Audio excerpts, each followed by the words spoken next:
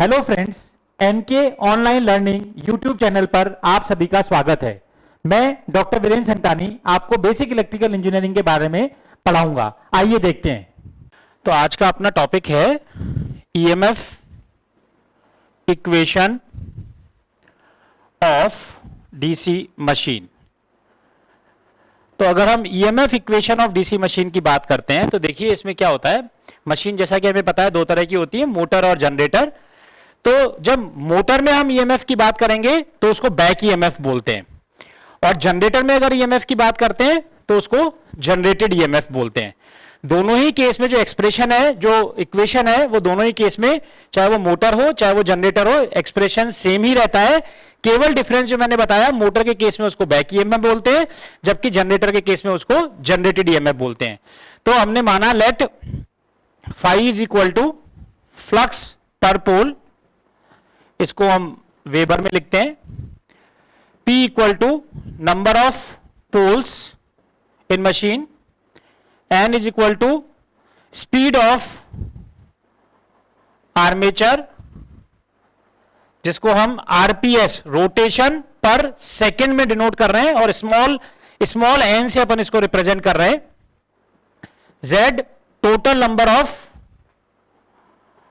Number of armature conductors जो है उसको हम Z बोल रहे हैं, और A जो है नंबर ऑफ पैरेलल पाथ्स। तो ये अगर टर्मिनोलॉजी है जिसमें मैंने बोला कि फ्लक्स अगर फाई फ्लक्स पर पोल है, P अगर मशीन में नंबर ऑफ पोल्स जो है वो P है, मशीन में अगर आर्मेचर की जो स्पीड है वो N है जो कि आरपीएस में है, Z total number of armature conductors के बराबर है, और A जो है नंबर ऑफ पैरेलल पाथ है। तो देखिए Z बाई ए क्या होगा, Z बाई ए क्या होगा, number of armature conductors in series per parallel path. तो Z बाई ए क्या हो जाएगा, number of armature conductors in series per parallel path. तो अगर ऐसा है तो हम क्या बोलेंगे, एवरेज ईएमएफ ऑफ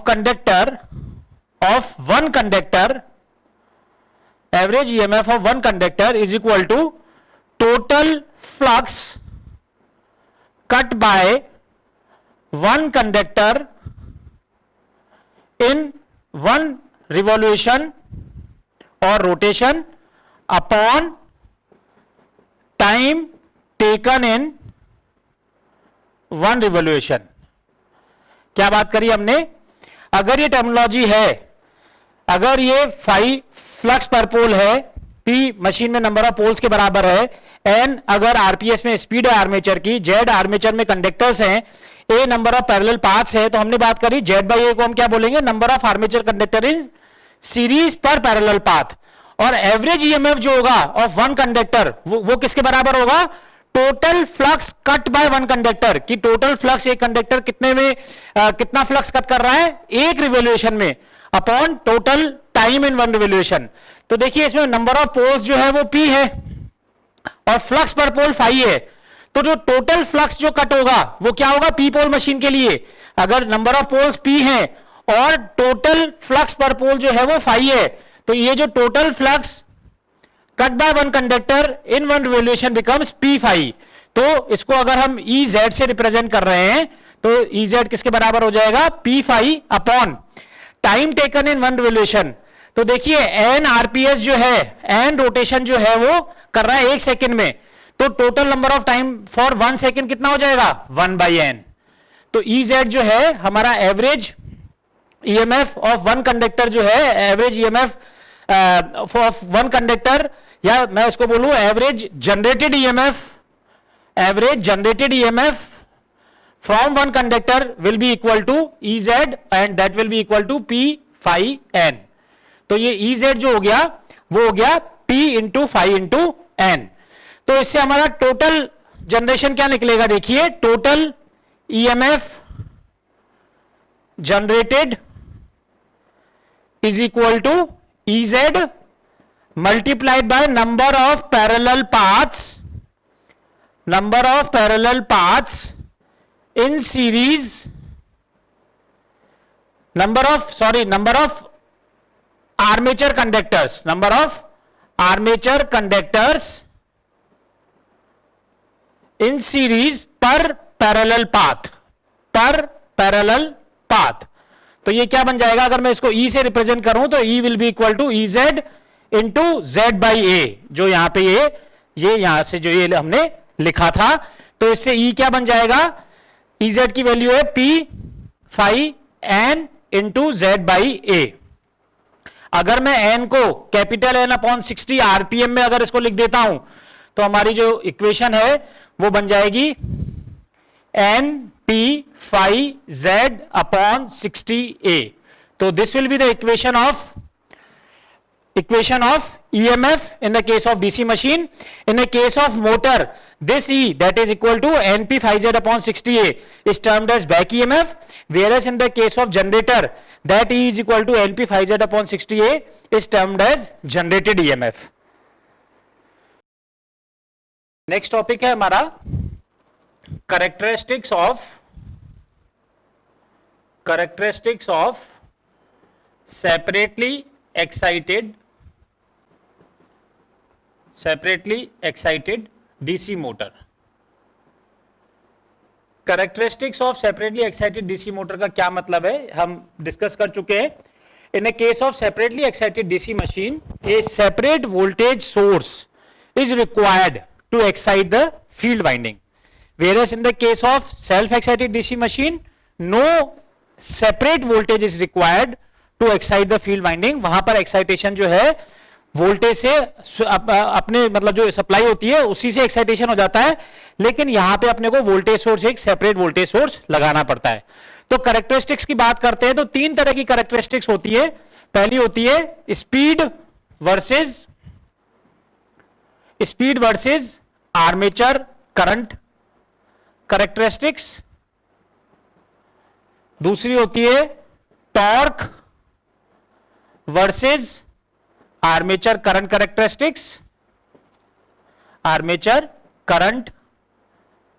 कैरेक्टरिस्टिक्स, और तीसरी होती है स्पीड वर्सेस टॉर्क कैरेक्टरिस्टिक्स. तो इन तीनों कैरेक्टरिस्टिक्स को हम बारी बारी से देखेंगे. पहला क्या है, स्पीड वर्सेस आर्मेचर कैरेक्टरिस्टिक्स, यानी स्पीड जो है आर्मेचर करंट में चेंज करने की से स्पीड मशीन की कैसे चेंज होती है वो हम speed versus armature current characteristics में देखेंगे. सिमिलरली सेकंड है torque versus armature current characteristics, और थर्ड है speed versus torque characteristics of separately excited DC motor. तो हम इसमें पहले लेते हैं speed versus armature current characteristics. तो देखिए मैं इसको यहीं ड्रॉ कर लेता हूं. पहले अगर मैं बात कर रहा हूं तो पहले हमने कौन सा कंसीडर किया, speed versus armature current characteristics. तो जो स्पीड होती है डीसी मशीन की, that is equal to N is proportional to V minus I A R A upon phi, या मैं इसको लिखता हूं N is equal to V minus I A R A upon K phi. This is the speed of DC motor, जहां पर N speed है, V जो है that is armature voltage, I A जो है this is armature current, R A जो है armature resistance, के कांस्टेंट है, और फाई जो है फील्ड फ्लक्स, और के जो है ये प्रोपोर्शनलिटी कांस्टेंट है, इसको 1/k करके लिख दिया है. तो n is equal to V minus I A R A upon K phi. This is the governing equation for the DC motor, जहां पर कि मैंने बता दिया V armature voltage, I armature current, R A armature resistance, और phi जो है वो फील्ड फ्लक्स है.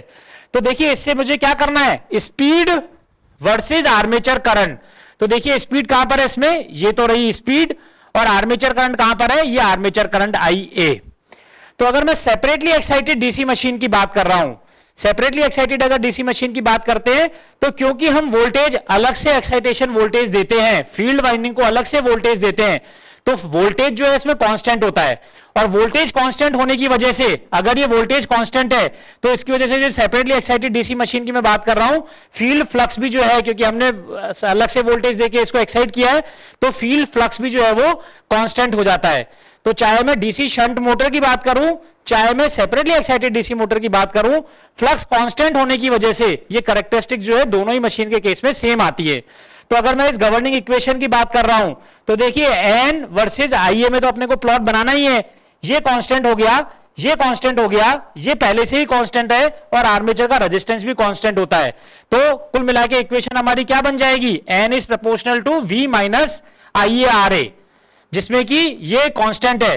तो देखिए ये एक तरह से किस तरह का ग्राफ बन जाएगा, ये जो है y is equal to minus M X plus C type graph बनेगा, y is equal to minus M X plus C. तो अगर इस एक्सिस पे मैंने स्पीड ली, और इस एक्सिस पे मैंने आर्मेचर करंट को लिया, armature current, this is I A और दिस इज स्पीड एन। तो अगर इस एक्सिस पे मैंने स्पीड को लिया, इस एक्सिस पे मैंने आर्मेचर करंट को लिया, तो y is equal to minus M X plus C, यानी आइडियली तो जो है मैं इसको ऐसे बोलूंगा, ये एक इस तरह की ड्रूपिंग कैरेक्टरिस्टिक्स, यानी जैसे जैसे आर्मेचर करंट बढ़ती जा रही है वैसे वैसे आपकी स्पीड क्या होती जा रही है। देखिए अगर आर्मेचर करंट ये है तो स्पीड ये, आर्मेचर करंट अगर बढ़ के ये हुई तो स्पीड कम होकर ये हो गई। मींस जैसे जैसे आर्मेचर करंट बढ़ रही है आपकी स्पीड क्या होती जा रही है, कम होती जा रही है, बिकॉज ये ड्रूपिंग कैरेक्टरिस्टिक्स किस तरह की हो गई, y is equal to minus M X plus C. तो दिस इज v, और sorry this is n versus IA characteristics for separately excited DC motor. तो सेकंड कैरेक्टरिस्टिक्स की हम बात कर रहे हैं, torque versus armature current characteristics. तो देखिए टॉर्क जो है, torque is proportional to phi IA होता है, where this is torque, this is field flux and this is armature current.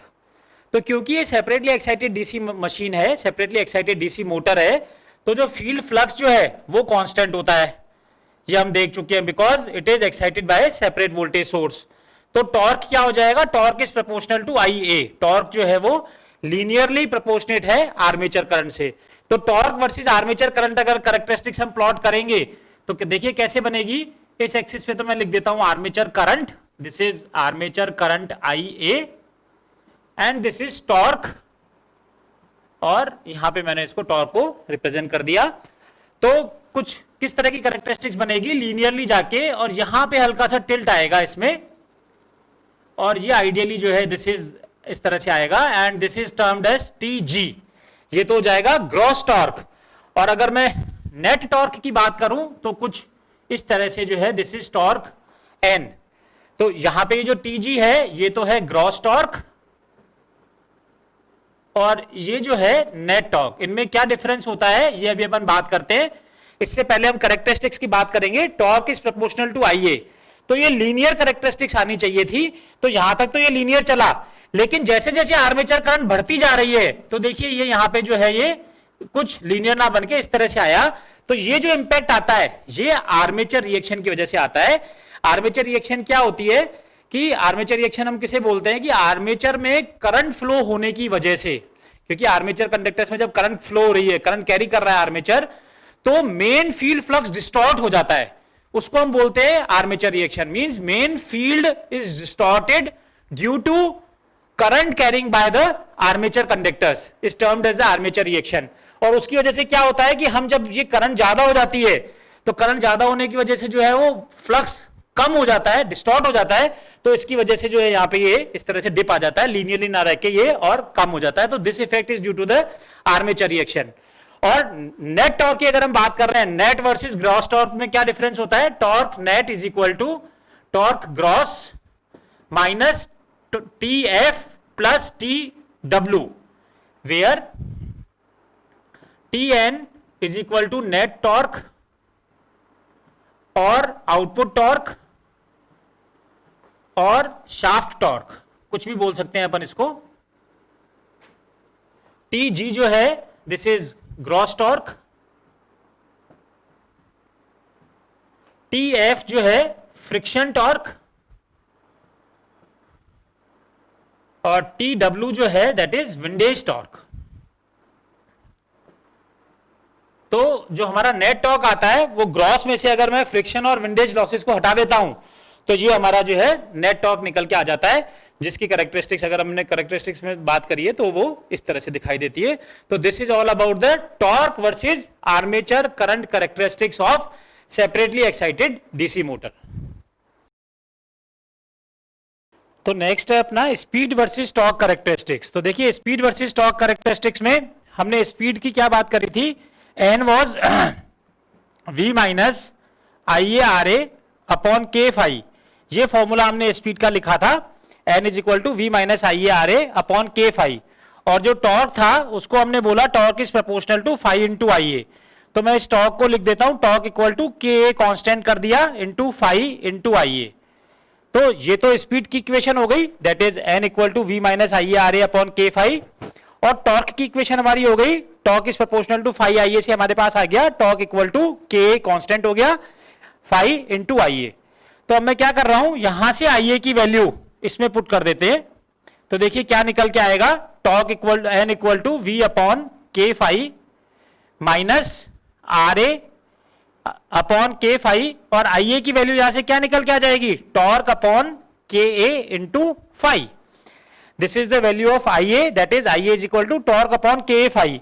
तो ये आई ए की वैल्यू हमने यहां पे लिख दी टॉर्क अपॉन के फाई। तो इसको हम कैसे लिख सकते हैं, this N is equal to N naught minus R A upon K into phi square into torque. तो देखिए ये तो एन नॉट हो गया, ये आर ए, ये के और के हो गया, फाई और फाई स्क्वायर हो गया माइनस टॉर्क। तो ये हमारी गवर्निंग इक्वेशन हो गई। देखिए n is equal to N naught minus R A upon K phi square into torque. तो देखिए आर ए आर्मेचर का रेजिस्टेंस कांस्टेंट है, ये दोनों अपने आप ही कांस्टेंट है, सेपरेटली एक्साइटेड डीसी मोटर का केस है इसलिए फाई भी कांस्टेंट है। तो स्पीड वर्सेस टॉर्क कैरेक्टरिस्टिक्स कैसे हो गई, वही y is equal to minus M X plus C के हिसाब से। तो देखिए अगर मैं इसको कैरेक्टरिस्टिक्स की बात करूं तो यहां पे अपन स्पीड को रिप्रेजेंट करते हैं, this is speed and this is torque. तो ये कैरेक्टरिस्टिक्स कैसे निकल के आएंगी, देखिए कुछ इस तरह से ड्रूपिंग कैरेक्टरिस्टिक्स। जैसे जैसे टॉर्क बढ़ेगा स्पीड आपकी कम होती जाएगी। अगर ये टॉर्क है तो स्पीड ये है, अगर टॉर्क बढ़ गया तो स्पीड आपकी इससे कम होके ये स्पीड हो गई, यानी वही drooping characteristics y is equal to minus M X plus C वाली कैरेक्टरिस्टिक्स। तो ये ड्रूपिंग कैरेक्टरिस्टिक्स आ गई अपनी speed versus torque characteristics for separately excited DC motor. और ये किससे निकाली अपन ने, from this governing equation.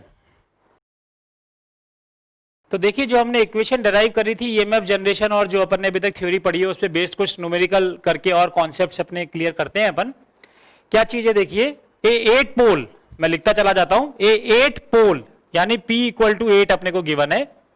Lap winding या लैप वाउंड में क्या होता है मैंने बता रखा है आपको, number of parallel paths equal to number of poles.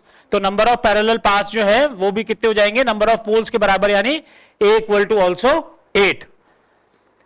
Lap wound armature has 40 slots with 12 conductors per slot. क्या मतलब है इसमें कि टोटल स्लॉट्स जो है, टोटल स्लॉट्स तो जो है वो 40 है, और कंडक्टर्स पर स्लॉट, कंडक्टर पर स्लॉट वो कितना गिवन है 12। तो टोटल नंबर ऑफ कंडक्टर्स कितने हो जाएंगे, टोटल नंबर ऑफ कंडक्टर्स वो कितने हो जाएंगे, total number of conductors equal to 12 multiplied by total number of slots, that means equal to 12 multiplied by 40, that means 480। ये अपने को गिवन है Z, total number of conductor is 480।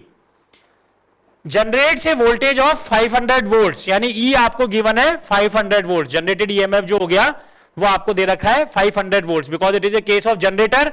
तो जो ये वोल्टेज जो मैंने आपको बता रखा है दिस इज जनरेटेड वोल्टेज, अगर ये मोटर होता तो बैक ईएमएफ होता। डिटरमाइन द स्पीड, स्पीड अपने को पता करनी है eight which it is running if flux per pole is 50 milli weber. तो अगर फाई कितना दे रखा है 50 मिली वेबर, यानी 50 इंटू 10⁻³ वेबर। तो हमारी जो ईएमएफ इक्वेशन है उसका फॉर्मूला अपन डिराइव कर चुके हैं, E is equal to N P phi Z upon 60A। इसमें देखिए E की वैल्यू 500, N की वैल्यू हमें नहीं पता करनी है, T number of poles that is 8, phi that is 50 into 10 to the power minus 3. Then Z is total number of conductors जो हमने कैलकुलेट किए, that is 480 upon 60 into A number of parallel paths, क्योंकि left bound था इसलिए number of parallel paths A equal to number of poles, और number of poles कितने थे 8 के बराबर. तो ये हमारे पास स्टोरी आ जाएगी. तो इससे n की वैल्यू देखिए क्या हो जाएगी, n will be equal to 500 into 60 into 8 divided by this is 8 into 50 into 10 to the power minus 3 into 480. तो अगर मैं इसको सॉल्व करता हूं तो सिंपल दिख रहा है, 8 से 8 कैंसिल, ये 1 से ये 1 कैंसिल, इस 0 से ये 0 कैंसिल, तो n की वैल्यू कितनी आई 50 इंटू यहां पे बचा 6 इंटू 10 की पावर 3 को ऊपर ले जाता हूं अपॉन ये कट गया यहां पे 5 इंटू 48, 5 इंटू 48. तो अगर मैं इसको ये करता हूं तो दिस बिकम्स 10 और ये बन जाता है 8. 10 by 8 is 1.25 into 10 to the power 3 यानी 1250 RPM. This will be the speed of generator and that is 1250 RPM. That's it. देखिए नेक्स्ट न्यूमेरिकल देखते हैं. ए 8 पोल यानी आपको नंबर ऑफ पोल्स अपने को गिवन है P equal to 8. Wave wound में अपने को पता है वेव वाउंड के लिए क्या होता है, number of parallel paths are always 2. Wave winding के लिए number of parallel paths A is always 2. Armature has 720 conductors, Z की वैल्यू अपने को गिवन है 720 conductors which rotates at 1500 RPM. N की वैल्यू अपने को गिवन है 1500 RPM. If flux per pole is 20 milliweber, phi अपने को गिवन है 20 milliweber.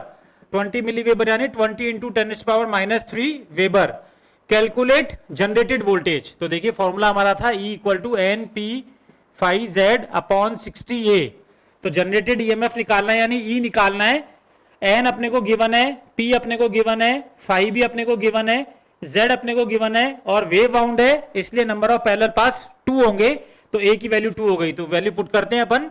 N is 1500, P is number of poles that is 8, then phi is 20 into 10 to the power minus 3 phi, then Z 720 upon 60 और A की value 2.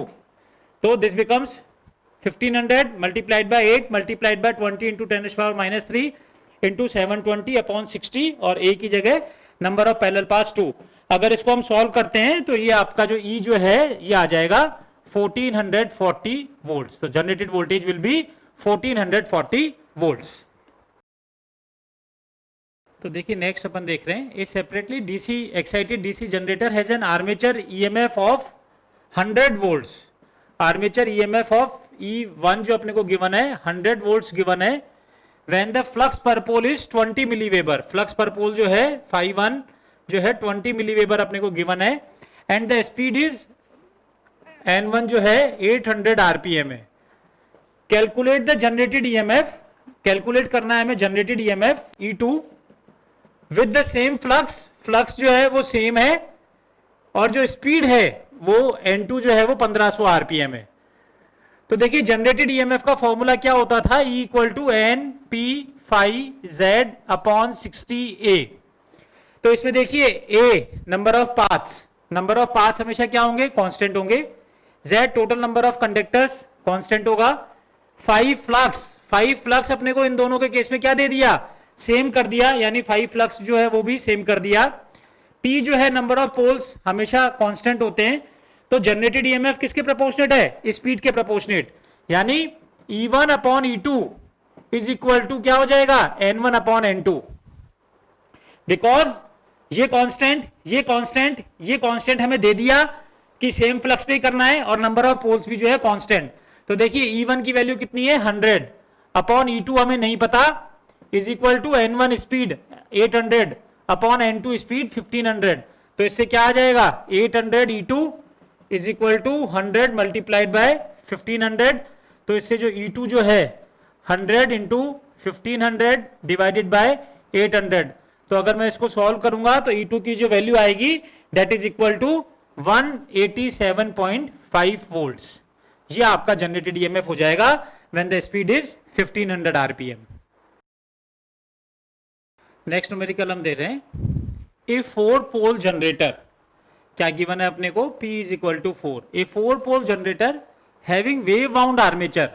तो wave wound armature का मतलब हो गया नंबर ऑफ पैरेलल पाथ्स जो है वो A इक्वल टू कितना हो जाएगा, 2। Winding has 51 slots and each slots containing 20 conductors. तो टोटल नंबर ऑफ कंडक्टर्स कितने हो जाएंगे, Z, conductors per slot multiplied by total slots, यानी 20 मल्टीप्लाइड बाय 51 यानी 1020। Total number of conductor is 1020। What will be the generated voltage in machine, यानी हमें E पता करना है, what will be the generated voltage, that is E when driven at 1500 rpm। Speed अपने को given है 1500 rpm and flux per pole phi अपने को गिवन है 7 मिली वेबर, यानी 7 इंटू 10⁻³ वेबर। तो इंड्यूस्ड ईएमएफ अगेन सीधा सीधा formula E is equal to N P phi Z upon 60A। E अपने को पता नहीं है, बाकी सारी वैल्यूज अपने को गिवन है। देखिए n की वैल्यू क्या है 1500 into P number of poles 4 into flux अपने को गिवन है 7 into 10⁻³ multiplied by total number of conductors Z, जो हमने बोला conductors per slot multiplied by total number of slots, that is total number of conductors, that is 1020 upon 60 into A number of parallel paths for wave wound armature. तो wave wound के लिए this is 2। तो simple calculation है, अगर मैं इसको calculate करता हूं तो E की वैल्यू जो है कैलकुलेट करने पे जो है ये 357 वोल्ट्स आ जाएगा ये। तो this will be the generated EMF in the generator. तो इस यूनिट का अपन लास्ट न्यूमेरिकल की बात करते हैं। देखिए क्या है न्यूमेरिकल में, ए 4 पोल P इक्वल टू 4 अपने को गिवन है, ए 4 पोल 900 आरपीएम डीसी मशीन, यानी N की वैल्यू अपने को गिवन है 900 आरपीएम। डीसी मशीन है टर्मिनल वोल्टेज ऑफ 220 वोल्ट्स, यानी अपने को V गिवन है 220 volt and the induced voltage of 240 volts. Induced EMF जो अपने को गिवन है वो गिवन है 240 volts. The armature resistance is 0.2 ohm, यानी RA अपने को गिवन है 0.2 ओम। क्वेश्चन है is the machine operating as a generator or motor. तो ये मशीन जो है वो जनरेटर की तरह वर्क कर रहा है या मोटर की तरह वर्क कर रहा है। तो देखिए हमने डिस्कस किया था सेपरेटली एक्साइटेड मशीन के केस में, सेपरेटली एक्साइटेशन के केस में हमने क्या बोला था, ये आर्मेचर है, यहाँ पे ये IA है, this is V, this is EG, यहाँ पे ये AAA सेपरेटली एक्साइटेड जनरेटर का एग्जाम्पल पहले ले रहा हूं मैं। ये फील्ड है, this is plus minus VF, ये करंट हो जाती है IF, यहाँ पर F और FF फील्ड के टर्मिनल्स हो जाते हैं, और इसके अक्रॉस वोल्टेज EG, इसके अक्रॉस वोल्टेज V, और अगर इसका रेजिस्टेंस RA है तो हमने इसमें जो है KVL लगाया था। KVL से क्या आता है, IA RA प्लस में एंटर हो रहे हैं प्लस V और माइनस में एंटर हो रहे हैं माइनस EG इक्वल टू 0। आप इसका उल्टा भी कर सकते हैं जो टर्मिनोलॉजी मैंने यूज की है, तो इससे जो है EG की वैल्यू आ जाती है V प्लस IA RA। तो अगर मैंने ये जनरेटर का केस माना तो करंट मैंने बाहर की तरफ कर रखी है, और इस केस में मैंने देखा कि जो जनरेटेड वोल्टेज है वो टर्मिनल वोल्टेज से ज्यादा होता है, जो कि ये वाला केस है। जनरेटेड वोल्टेज 240 है और वोल्टेज जो है अपना टर्मिनल वोल्टेज जो है 220 वोल्ट है। यानी ये मशीन जो है, जो हमारा क्वेश्चन था, इस machine is operating as a generator or motor, तो इसमें कैसे वर्क करेगा, as a generator, because EG that is 240 is more than the terminal voltage that is 220। तो हमारा पहला पार्ट हो गया कि this machine is working as a generator. Next part है हमारा कंप्यूट द आर्मेचर करंट। तो कंप्यूट द आर्मेचर करंट के लिए हम क्या करेंगे, देखिए ये जो फॉर्मूला लिखा है इसमें क्या हो जाएगा, EG minus V is equal to IA RA। EG अपना गिवन है 240, V अपने को गिवन है 220, IA अपने को पता नहीं है, और RA अपने को गिवन है 0.2 ओम। तो इससे आर्मेचर करंट IA क्या निकल के आ जाएगी, देखिए मैं यहां कर रहा हूं, IA is equal to 240 minus 220 यानी 20 डिवाइडेड बाय 0.2 यानी 100 एम्पियर। तो ये हमारे पास क्या आ गई, आर्मेचर करंट की वैल्यू आ गई, दैट इज 100 एम्पियर। नेक्स्ट क्या है देखिए, and the number of armature conductors, क्या कैलकुलेट करना है, Z कैलकुलेट करना है if flux per pole is 10 milli weber, तो फ्लक्स पर पोल जो है फाई, फ्लक्स जो है वो अपने को गिवन है 10 मिली वेबर, यानी 10 इंटू 10⁻³ वेबर अपने को गिवन है। And armature is wave wound. Wave wound क्या मतलब होता है? That is number of parallel paths in wave wound type armature winding is A is equal to 2। तो जो हमारा ईएमएफ का जो फॉर्मूला होता है E is equal to N P phi Z upon 60A, इससे हमारा क्या पर्पज रह गया? अब we have to calculate this Z, that is total number of conductors. तो देखिए मैं इसको अगर सॉल्व करूं तो मैं इसको यहां सॉल्व कर देता हूं। E कितना गिवन है? E is 240 is equal to N, speed कितनी गिवन है? 900 multiplied by P, number of poles, that is 4 into five कितना गिवन है? 10 milli weber, means 10 into 10⁻³ into Z अपने को पता नहीं, upon 60 into A means number of parallel paths, वो कितने हो जाएंगे? 2।